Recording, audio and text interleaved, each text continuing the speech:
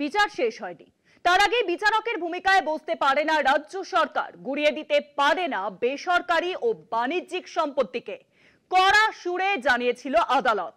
একই সঙ্গে বেআইনি ও দখলীকৃত নির্মাণ ধ্বংসের ক্ষেত্রে গাইডলাইন বেঁধে দিয়েছিল সুপ্রিম কোর্ট।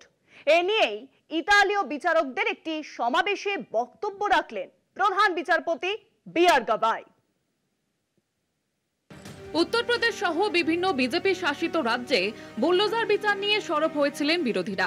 অভিযোগ ছিল সংখ্যালঘু ও বিরোধী রাজনৈতিক মতাদর্শের মানুষদের বাড়িকে নিশানা করে বুলডোজার চালানো হয়। 2024 সালের 13 নভেম্বর নির্বিচারে বুলডোজার চালানোর বিরুদ্ধে রায় দেয় সুপ্রিম কোর্ট। বিচারপতি ভূষণ আর গাভাই এবং কে.ভি. বিশ্বনাথনের একটি বেঞ্চে বেআইনি নির্মাণ ভাঙার ক্ষেত্রেও নির্দিষ্ট নিয়মাবলী রূপরেখা তৈরি করে দেওয়া হয়।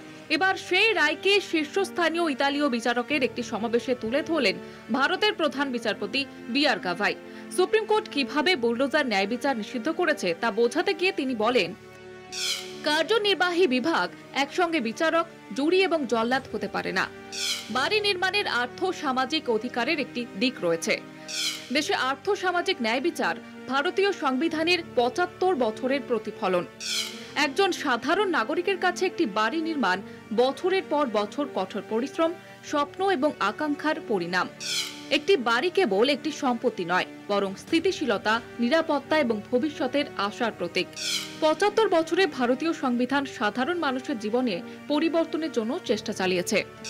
75 বছরে আর্থসামাজিক ন্যায় বিচার প্রদানে সংবিধানের যাত্রা, উচ্চাকাঙ্ক্ষা এবং গুরুত্বপূর্ণ সাফল্যের গল্প।